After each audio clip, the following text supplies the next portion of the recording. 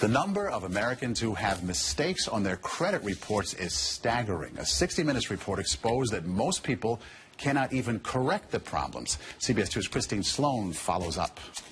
Meg Pasternak says a mistake on her credit report nearly destroyed her credit. We had to present so much documentation to say this wasn't ours, and then we still had to pay something to get it rid of it. Pasternak says it took months to resolve the problem. You feel kind of helpless because they got you under the gun if you need to get a new car or a house or for anything. Pasternak is not alone in her frustration. A new government study finds up to 40 million Americans have mistakes on their credit reports. But an investigation by Steve Croft on 60 Minutes finds most people get nowhere trying to correct an error.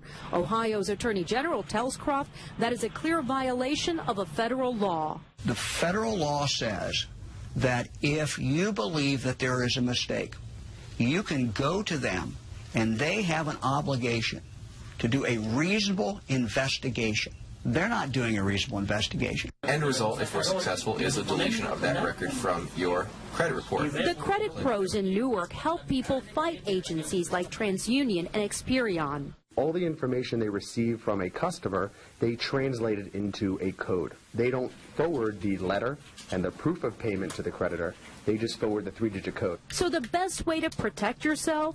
Go directly to the creditor rather than going to the credit bureau themselves. Another good habit to get into, check your credit report periodically to make sure there are no changes.